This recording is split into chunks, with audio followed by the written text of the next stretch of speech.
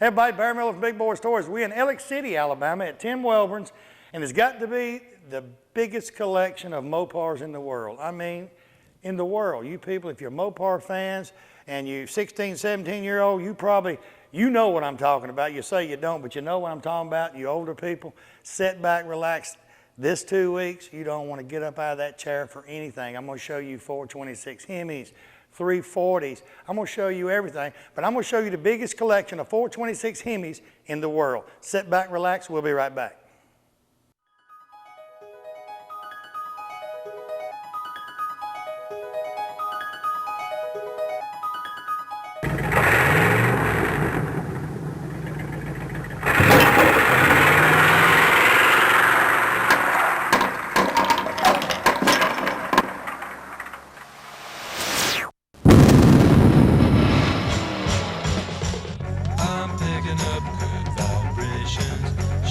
Ladies and gentlemen, it's time once again for Big Boyz Toyz. Tonight, your host, Barry Miller, will bring you the sleekest, trimmest automobiles from around the area that have been beautifully restored. If you love streamlined, full-force race cams, then this show is for you. So sit back, but don't get too relaxed. This is Big Boyz Toyz.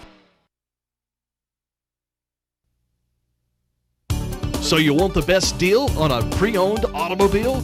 Ron Newton does it again. Announcing the car, truck, and SUV summer sell-off. Record Sales has brought in a huge selection of late model trade-ins inspected by Ron Newton himself before they're ever put on the lot. Make an offer on the best selection of pre-owned cars, trucks, and SUVs. Ron Newton's summer sell-off is only for a limited time at Ron Newton Used Cars, top of the hill, Quintard, Anniston.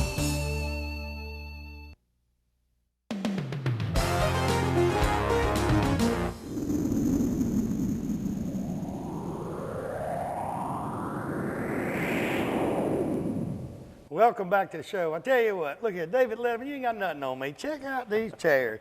Tim Welburn, appreciate you letting us come down. Ladies and gentlemen, sit back, relax. I'm going to tell you, we're going to go through these cars. He's got some red ones, and you know, if you see a red one and then about 10 minutes from now you see another, it's not the same car. So sit back there. We're going to describe each one of them individually to you.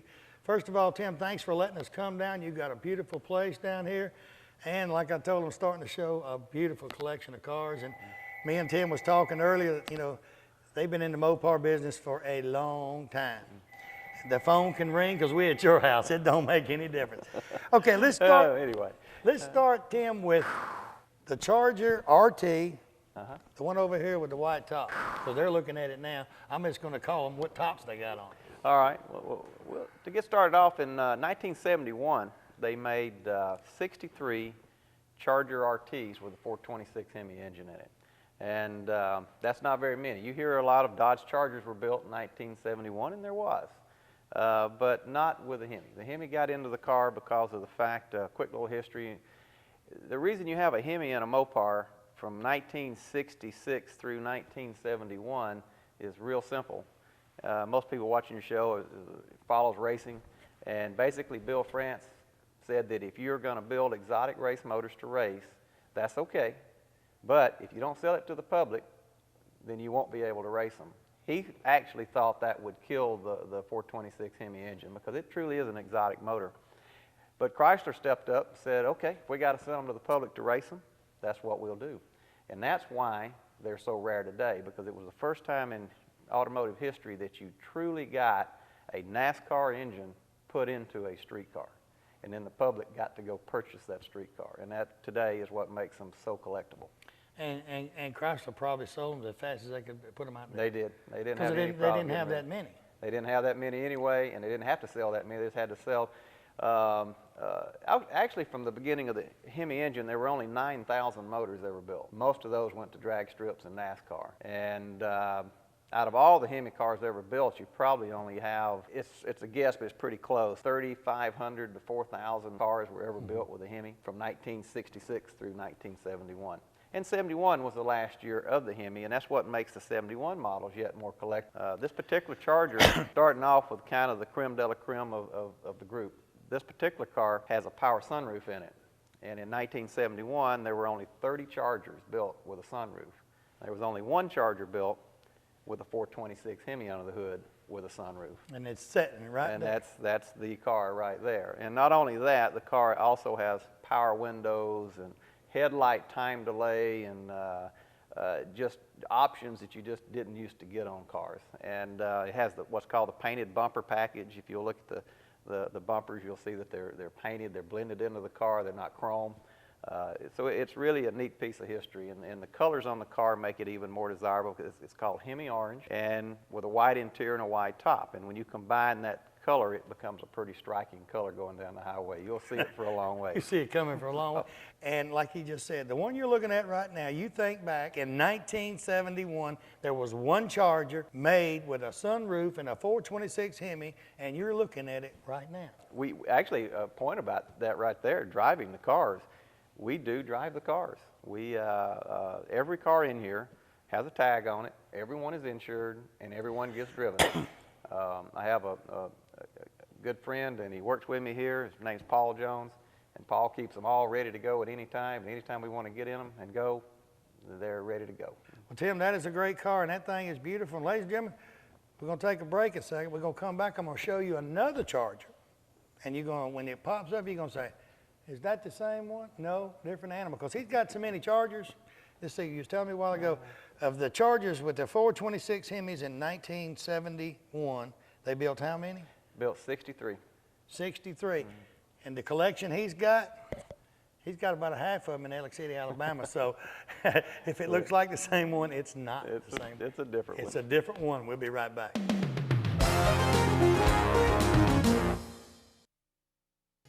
You know, a lot of people, when you say molded carpet, they don't know what you're talking about. Auto Custom Carpet right here on Noble Street, downtown Anniston. Ken Howell and his staff, they have molded carpet for your vehicle. Molded carpet means it fits right in your vehicle. Pre-cut, all you have to do is pick out the color, tell them to make the car, go in there on Monday, order that carpet. Guess what? Towards the end of the week, they'll be calling you to pick it up. Go home, it will lay right in that car. Any type car made, they have it right there at Auto Custom Carpet. Go by today or call and tell them Barry Miller from Big Boyz Toys sent you by. American Income Tax Service, they have electronic filing. They do individual and business tax filing. They have all the necessary paperwork right there. They do anticipation and refund loans right there at the American Income Tax Services. They have offices in Anniston, Gadsden, Gunnersville, Collinsville, Rainbow City, and Attala. They do all tax services right there in one place. Contact any of the associates of American Income Tax. Tell them you heard their ad on Big Boyz Toys and you'd like them to fill out your taxes.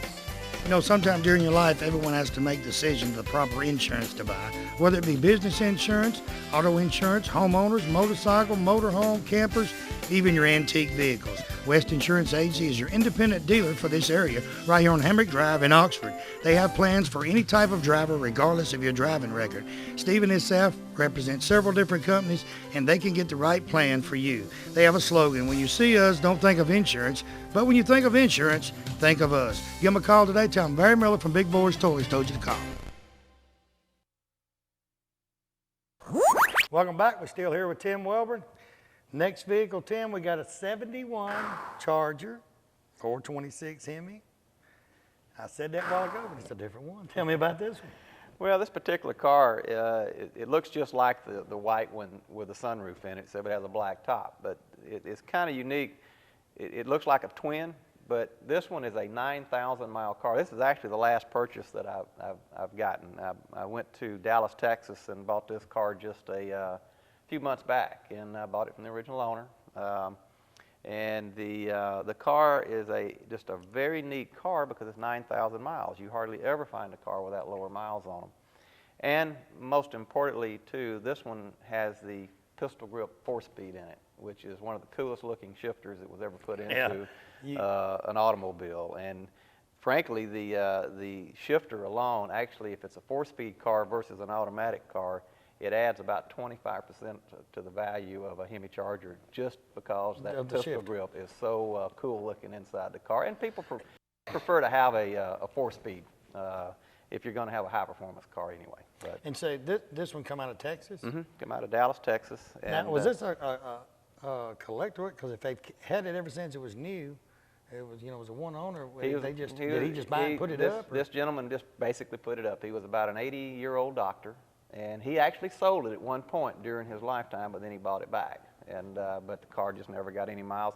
He knew it was going to be collectible, and he saw one of the magazine articles that was done on the collection here, and he actually called me up, said, I have a car, and I didn't know whether to believe it or not, but a few days later, pictures arrived in the mail, and I said, he really does have one, and it wasn't just a Charger, it is a great looking Charger with a color combination. So we went out immediately to take a look at it and purchased a car and brought it to Alabama. That was kind of weird, you know, because I know you collect the anything with the 420, anything of Dodge or Plymouth, but for him to call you, I mean, he read the article in the magazine about your collection and then call you and say he's got one.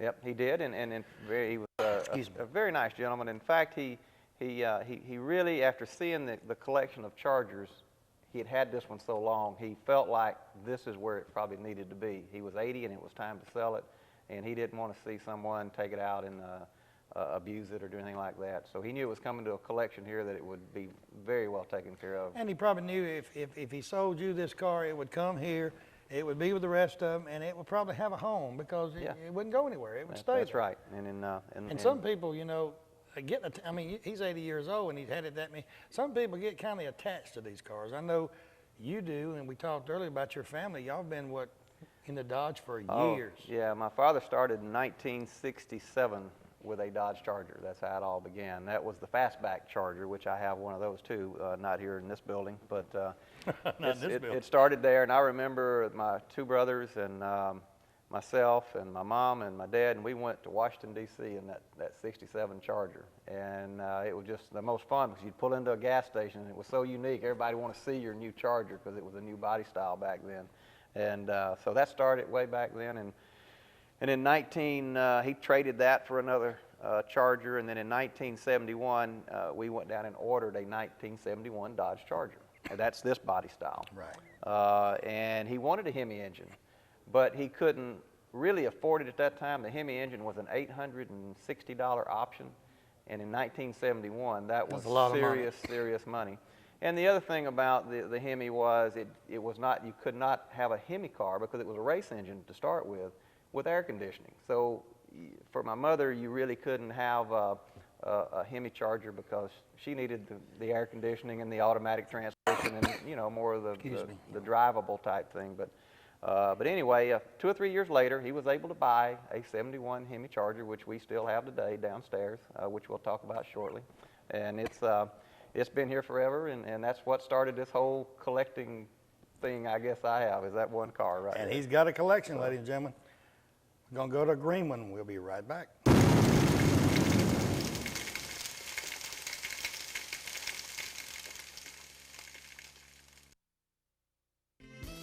Keach Optical, right here on Quintard Avenue. They're across from Amco Transmission on Quintard. I tell you what, the staff in their place are second to none. Hearing aids, they have hearing tests in there. They got hearing aids in there. And glasses, he's got any kind of glasses you want. He has the type like I wear, it has no frame on it. He has these with the clip on it for sunglasses, just about anything. They have a doctor on staff that can do your prescription, you know, and they also the hearing test right there, they do it right there in the place and get your hearing aid today. Most turnaround on the glasses, they say turnaround's about 24 hours, maybe 2 days at max, turn around your glasses. He puts a 10 in them. He does anything right there. So go by there and tell him Barry Miller from Big Boyz Toyz sent you by. Hey everybody, Barry Miller from Big Boyz Toyz. M&L Auto Repair, right there on 78, right across from the Quick Meds. Tell you what, Manuel and his staff can do anything that's known to be done to a car, they can do it. Tell you what, he's the specialist around here on carburetors. All you guys got these old street rods and all, or you got some of the old cars, the carburetor ain't running right, he rebuilds Quadrajets, Hollies, just about anything. He's a Jasper engine dealer, and he has Jasper engines and transmissions. Also, they're TechNet professionals. They're members of the TechNet, so that means they're good. They do about anything, and when they rebuild a motor for you, I tell you what, it's going to be a difference. That motor's going to look different when they rebuild it. They put their special touch on that engine before you pick it up. So go by and see Manuel or one of the staff at M&L Automotive and tell them Barry Miller from Big Boyz Toyz sent you by. Hey, you opening a new office? Got an existing office, you want to spruce it up a little bit? Go by Crawford Office Supply right here on Noble Street in Anniston. He has new and scratch and dent office furniture. Any type of furniture you want is in Crawford Office Supply. He has office supplies for any office, any type of paperwork, pens, pencils, you name it, it's right there. Coming soon, 25,000 square foot building right over there on Layton Avenue. Brand new building. All types of office furniture, you name it, it'll be there. Go by there and tell them Barry Miller from Big Boyz Toyz sent you by.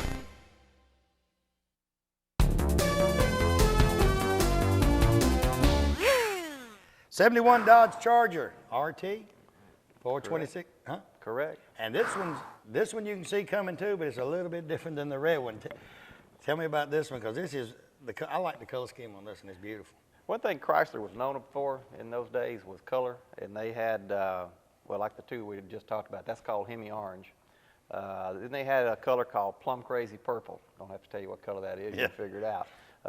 Then it had Citron Yellow, which is the brightest greenish yellow you've ever seen in your life, and then Limelight Green, and this particular one here is called Sassy Grass Green. And it's just a loud color. Sassy grass. You can see it for a country mile coming at you when the sunlight hits it. Actually, the color on this car makes the car more valuable. They made so few of them in this particular color combination that if it's a sassy grass colored Hemi Charger, it's more valuable than a regular white or black Hemi Charger. Right. It's just the color is that unique. This particular car here was it came from Canada. I'd been chasing the car for several years. It's a survivor car. It's never been painted, never been wrecked, got 30-some-odd thousand miles on it. I'm thinking, I'd have to really double check that, but somewhere in that range. And it is just a beautiful piece of Chrysler history because of the fact it's not been touched. You can, if you're going to restore a car today, this is one of the cars you'd go look at to know how put it back like to put a restored car to this level here. That would be a good map to do it with. Car is it's probably my best driving car I have. It's just super nice. It just you actually enjoy driving this car. No rattles, none of the. It's just like 1971 when you get in it because the car has never been apart. You can do restoration on Chargers, and I've got a good friend called Roger Gibson of Gibson Restorations out in Cape Girardeau, Missouri. He's the best I think in the country at doing it. And but you can never restore a car to equal a survivor car, because the factory, whenever you disassemble a car into a million pieces like you have to do sometimes to restore them, you never can put it back together to the same tolerances that the factory did. They just do it tighter. They knew how to do it, and it just drives differently. If you've got a car that's never been apart, it's a different driving animal than one that's been all the way apart and all the way back together again. And this is one of those great ones that gives you that kind of road feel if you go drive it. It's just like being back in time. But this one, you said you actually chased. You knew about the car, couldn't you? Knew about it. The car never, it had been out, it had peeped out into one car show in along about 1981 or 2. And I saw it. And it went into hiding again. Never saw it in another car show anywhere. And so it was just in hiding again. And then I got word of where it was at in Canada. And I pursued it, and sure enough, it was there. So what's neat about this car is if you take this car to one of the major Mopar shows like Columbus, Ohio, or Carlisle, Pennsylvania, when you pull in this car, no one's seen it, and that's kind of a good feeling because you see a lot of cars that repetitively come to the car shows, but it's always refreshing to see a new one that hasn't been seen before, and then on top of that, it being a survivor car that has been just unmolested all of its life. You're talking about Carlisle now. When you go to some of these Mopar shows, do you take several with you, or just one or two? Or? When I go to a show, it's usually one. However, just last year, Chrysler Corporation, when they were introducing the new Dodge Charger, they actually requested 6 of our Chargers. And that one was actually one of them that went to the Mopar National, it's called. So they sent a big rig in here, picked up 6 cars at one time, transported them to Ohio to the big show, and displayed them in a special tent, and brought my wife and I up to. Did you have about a 30-minute talk with that driver and explain to him Yeah. what he was hauling on that trailer, and for him to be real careful? Very because concerned. if the cars didn't make it back to Ellick City, Alabama, he don't need to make He it back. don't need to come back. Yeah, I don't know where he'll go, but I'll find him. Put it that way. Oh, Lord. But it was a little nerve-wracking to put 6 of your best ones in there and ship them off. But Chrysler's been good to me through the years, and I try to help them back when they need it. This car new, what did this car sell for new? This particular Charger would have been around $5,500, $5,700 brand new when it rolled out of the factory. According to its options, I think the lowest you could have got one for was about $4,800. The highest would have been about $6,500. If you've got every option like the sunroof that we previously shown. And in '71, that's a chunk. Oh yeah, that was a lot of money. It's equal to what you pay today on cars. And I mean, say for instance, this Charger here, and it's not for sale. But wonder what a Charger like this would cost today if you went to buy one. This is going to shock a lot of people, but that's probably a $250,000 car because of the color, and the fact that it's never been molested in any way whatsoever. It's a survivor, and survivors will always bring a premium price because they're untouched. Go back to the first car on the show, for instance, the sunroof. The sunroof Charger. One only made. That's a whole different league when you do that, because it's one of one and it's a super desirable option, the sunroof. On top of that, it's about as close as you can get to a convertible, so convertibles bring extreme prices. They didn't make Charger convertibles, let me clarify. They made Cudas and Challenger convertibles and stuff. That car is probably approaching $500,000 now. It's worth double because of that one of one that it can claim. One of one and the sunroof. And that's where a lot of people get confused. It's the numbers game. It's not just you got a Charger RT. You got to have a Charger RT that has a 426 Hemi in it, and then the price goes, unfortunately, out the roof. I'm not a fan of these big prices. I don't like them. I'd rather them be, because I collect them. I enjoy having them. But you got the one of one. It's a Hemi, and then you put a sunroof in it, and now that makes that car extremely collectible to somebody, and that's why the price on that one car is worth that. Not other cars, just that one. One car. And but you can set another Charger right beside it. It looks just like it, without a sunroof, and it won't bring that kind of money. It's just that option does it. You just got to know when you're buying them or selling what to look for. You got to know the numbers on them. Sit back and relax. We'll be right back. We're going to switch over a little bit. We're going to come out of that Charger, and we're going to set you down in a Challenger for a short time. We'll be right back. F&S Body Shop right here in Anniston, Alabama. Franklin and Shirley Graham, tell you what, they've been in the body shop business over 30 years. If you go by their place out there, they expanded so much. Body work, he says, if it's insurance work, right off the street, whatever. And Franklin says if you've got a Corvette or any kind of fiberglass work you need done, he's the fiberglass specialist for this area. So go by and see Franklin, tell him I sent you by. Remember, he's got 24-hour record service, so he'll come get your vehicle. Tell him I sent you by. Everybody, let me tell you about a place in town that has all of your home improvement needs in one place. Triplet Paint and Decorating right on Wilmer Avenue in Anniston. They have DeVoe paint, Benjamin Moore paint, and Coronado paint. These paints go on easy and they're great and they look great when you get done with it. They have all the stuff to put it on with, the rollers, the paint brushes, everything. Hardwood floor, they got Robbins hardwood floors in there. Carpets, they have Shaw and Mohawk. Best carpets made. Laminate flooring, rugs, a little bit of everything. Remember the DeVoe and the Benjamin Moore and the Coronado paint, these are paints used by professionals. You can go in Triplet Paint and Decorating right here in Anniston, Alabama. Get anything you need for your home improvement. Go by and tell them Barry Miller from Big Boyz Toyz sent you by. Are you having a hard time finding that special gift for that special person? The friendly sales staff at Stinson Howard Jewelers can help you choosing that right gift for the right person. They have diamond pendants, past, present, and future rings, circle jewelry, citizen watches, and diamonds from 1/4 carat all the way up to 5 carat. They also do watch and jewelry repair in each location. Stop by today in downtown Oxford, downtown Heflin, or downtown Piedmont. Tell them Barry Miller sent you by. They got gifts from $50 to $50,000.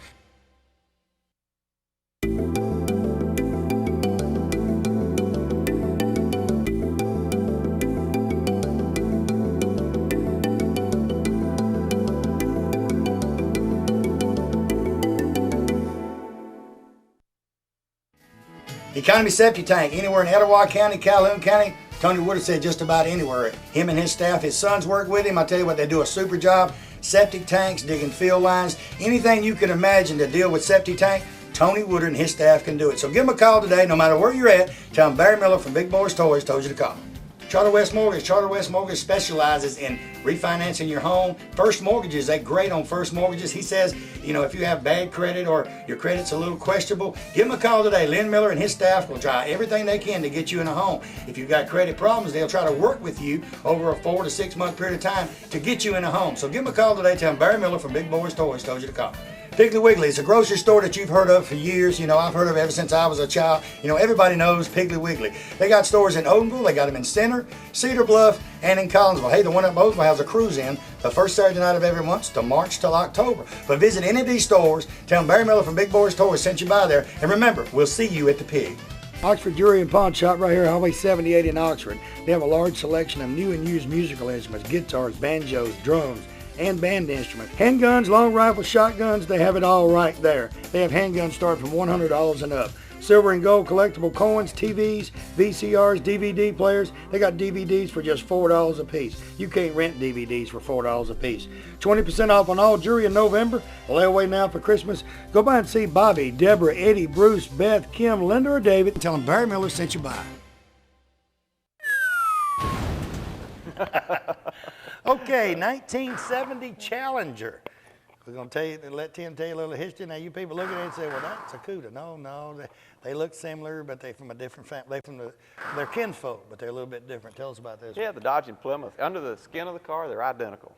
The AAR CUDA and the Dodge Challenger TA. So when I'm talking about one, I'm really talking about both of them in a lot of ways here. But what they did with the car, they came out to race it in SCCA racing back in 1970. Dan Gurney, Sam Posey, some of these people drove these cars and actually were very competitive with them. But they only did it for 1 year, and the car was designed to go do that kind of racing, and then they dropped the whole program. But what they did to make the car perform, so it could run against the Ford Mustang and the Camaros and the little Javelins that were in these races, factory produced 2,600 of the Challenger, I think it is, and roughly maybe 2,900 of the AR. They were under 3,000 examples of the cars. So in some ways, you can look at the little T8 and AAR, they're kind of the viper of their day, because there's a lot more goes into this little car than you think. You think in 426 Hemi, that's the fastest, baddest engine there is. Well, let me tell you something. If you were downtown on a Saturday night, red light to red light, you better not get up against one of these with your Hemi, because he would clean your plow. And these little 340 engines that Chrysler had, they're a high revving, quick motor, and they're lightweight. And then when you put them into a light vehicle like a Challenger or a CUDA, they're just little bullets.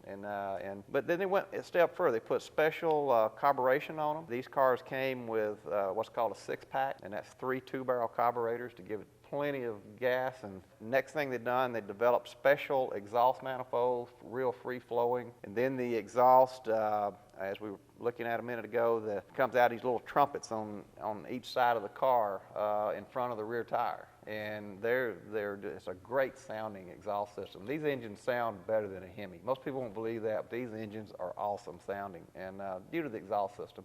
These two cars are pretty rare. That's why I have them. They're the only AAR and TAs I have. They're what's called survivors again. You're hearing more of the survivor thing. That's kind of what I like to have, is cars that haven't been restored, even though I have quite a few that have. I'd still rather have cars that have never been restored, and neither one of these have been restored before. But if you look at them, you'll see they came with the pistol grip 4-speed. They also have the rear louver package, which is real rare. It really doesn't help performance, but it just looks cool. That's on the back window with the little louvers and rear spoilers. So the little cars were actually good looking. They were relatively inexpensive for the little local street racer to be able to afford, and then it didn't cost a lot of money to keep up. And both of them are the same models. That's right. Both of them are 1970s. They just did a terrific job of putting together an all-around little street racer, is what happened here with these. I had a 70-wood Dodge Demon. A lot of people said, what is a Demon? I mean, Demon was like a Duster, but it was a Dodge. That's right. Instead of a Plymouth. And I had a 71 Demon with a 340 4-speed. That little Demon would outrun just about anything. And that was with a four barrel on it. Yeah. You know? I mean, just one 4-barrel. Yeah. And it would, I mean, out of the hole, I mean, you turn it up, pop a clutch, and it's going to spin a little bit, and that rascal was gone. These Chevelles, they couldn't realize how a 340 would run with them 396s and them 454s, but it didn't make sense. That 340 would turn up quick. I mean, when you hit it and you run the 4-speed, you hit it in first gear, you better be ready to grab another gear. If I were on the street out here and I was having fun like I did a little bit in previous years, I'd pick that as my Saturday night car, because it's just a lightning bolt when you take off. And the Hemi engine is great, but it takes the Hemi engine a little longer to get going. It's a big, massive motor. But when it finally does get going, of course, it'll blow way by the little 340s out there at 100, 110, 20 mile an hour. On the big end. Yeah, on the top end, they were And you know, bad. that Dodge and Plymouth were real smart, you know, in the 69, 70s when they built, you know, because they had these from the get, from red light to red light, like that. And then they had the GTXs and the Road Runners, the Superbirds Finn cars, and Superbirds. Daytonas. Yeah, they had them for the big end, so it had both ends covered. Chrysler did a really good job of being from the pony car all the way through to the big cars that could go 200 miles an hour, and they really had a lot of engineering. Their bodies may not have been as good as some of the Chevrolets. I hate to say that, but it's true, because they had